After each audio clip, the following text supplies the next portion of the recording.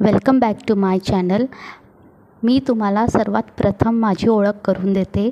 माझं नाव आहे अनिता। तर मी नुकतीच ऑफिसमधून आली होती। काहीतरी 6-6:30 झाले असतील। बाहेर फक्त पावसाचं वातावरण झालं होतं, पण पाऊस काही पडत नव्हता आणि मुली माझ्या खाली खेळत होत्या। अख्खा मे महिना गेला पण मुली खेळल्या नाही खाली, कारण सगळे इकडे तिकडे गावी गेलेले असतात। मग आता सगळे एकत्र आले होते कारण शाळा सुरू झाल्या आहेत। तर मग मी येऊन आधी फ्रेश झाली आणि मस्तपैकी ब्लॅक टी घेतली। ॲक्च्युली मला चहा आवडत नाही, पण माझा थोडंसं थ्रोट इन्फेक्शन आहे म्हणून मी मस्तपैकी अद्रकवाली ब्लॅक टी इथे घेतली आहे। माझा चहा होतोय तोवर मी घराची जरा साफसफाई केली, कारण मुलं असल्यावरती नुसता पसाराच पसारा असतो किती।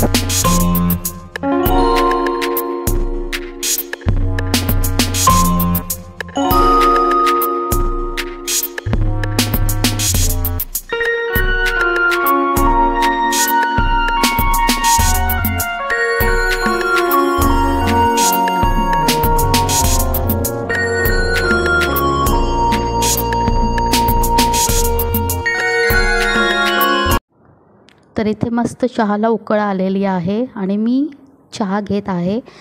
यात मी अद्रक किसून टाकला होता। मी ॲक्च्युली याला गाळणार नाही आहे, कारण अद्रकचा जो स्वाद असतो तो खूप छान येतो आणि अद्रक नंतर अशी बारीक बारीक दाताखाली येते ना, मग ती चावून खावी म्हणजे थोडासा आपल्या घशाला रिलीफ मिळतं। सकाळची साबुदाण्याची खिचडी थोडी शिल्लक राहिली होती, ती मी नाश्त्यासोबत करून घेणार आहे, कारण आपण आपल्याकडे लक्ष द्यायलाच पाहिजे। मग आपल्याला काम करायला एनर्जी तरी कशी येणार, बरोबर की नाही।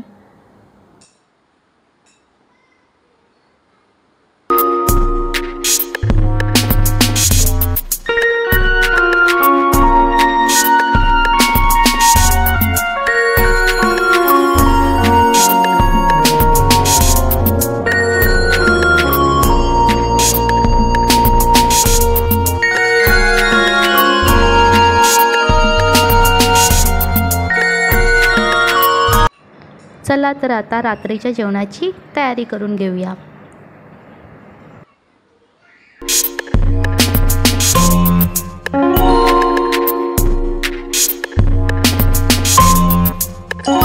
इथे मी 1 वाटी तूर डाळ घेतलेली आहे आणि तिला स्वच्छ अशी धुवून घेणार आहे। इथे मी अर्धा कांदा, टोमॅटो, अर्धीशी मिरची आणि कढीपत्ता घेतला आहे। हे फोडणीसाठी वापरणार आहे। कांदा थोडा जाडसरच आपल्याला कापायचा आहे। तर आपण आधी डाळ शिजवून घेणार आहोत आणि मग नंतर फोडणी देणार आहोत। तर डाळ मी स्वच्छ धुवून घेते।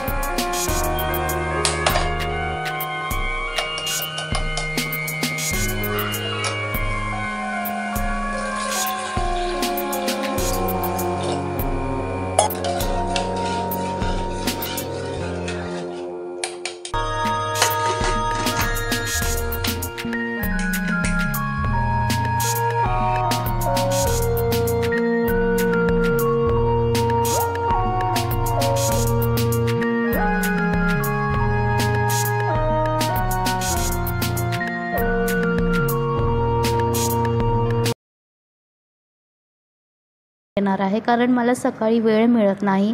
तर मला ऑलमोस्ट घरातली सगळी कामं रात्रीच करायला लागतात। म्हणजे जशी लादी पुसून घेणं, परत नंतर काही कपडे असतील तर ते मशीनला लावणं, भांडी वगैरे खूप पसारा असतो मला। परत नंतर मला सकाळची पण तयारी करायची असते। सकाळी टिफिनसाठी मला चपातीसाठी पीठ मळायला लागतं, ते पण मी रात्रीच मळून फ्रीजमध्ये ठेवते। मग नंतर भाजीची पण तयारी करायला लागते, ब्रेकफास्टची तयारी करायला लागते।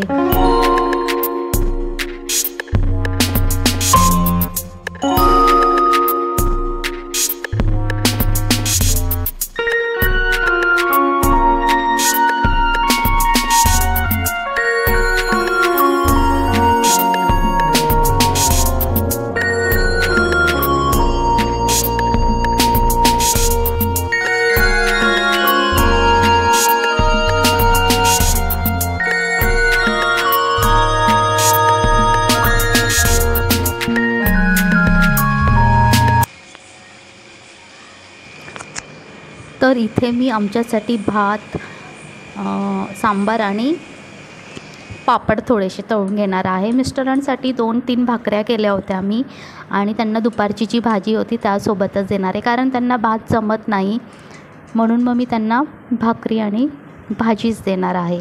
इथे माझा कुकरही थंड झालेला आहे, तर आपण पटकन असं सांबार बनवून घेऊया.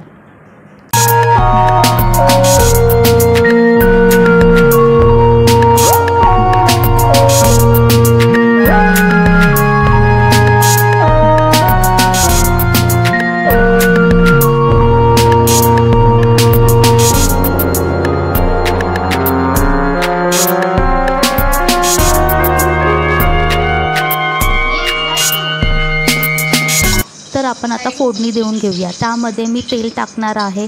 तेलामध्ये जिरे, मोहरी आणि कढीपत्त्याची फोडणी देणार आहे. मग नंतर कांदा चांगला परतून घेणार आहे. कांदा परतून झाल्यावरती मी टोमॅटो टाकणार आहे आणि मग नंतर आपला छानपैकी सांबार मसाला, जो मी 10 रुपयाचा आणला होता, एव्हरेस्टचा आहे, तो टाकून घेणार आहे. आणि मग नंतर मस्त असं डाळ टाकून घेणार आहे आणि मग त्याला एक उकळ काढणार आहे आणि आपला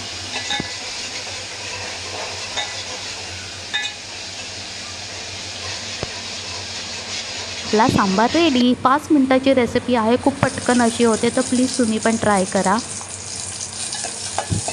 हां, मी इथे विसरली होती, 2 मी लाल मिरची टाकली होती. ॲक्च्युली ती आधीच टाकायला हवी होती, पण माझ्या लक्षात नाही आलं, मग मी नंतर टाकली. तुम्ही आधी टाकू शकतात.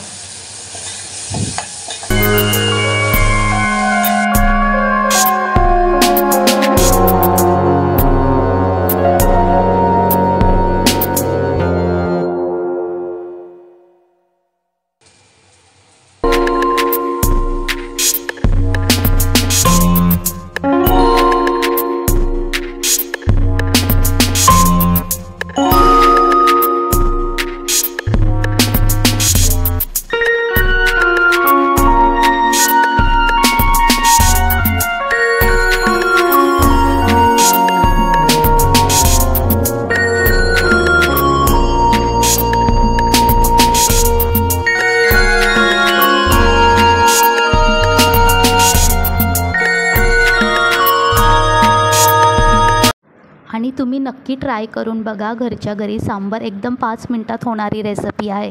जेव्हा तुम्हाला कंटाळा येतो, तुम्ही ही रेसिपी नक्की ट्राय करा. ही भाताबरोबर अतिशय छान लागते, ते पण पावसाळ्यात तर अजून छान लागते. मिस्टरांना इथे गवारीची भाजी, जी दुपारची होती, आणि भाकरी मी असं दिलं आहे. आणि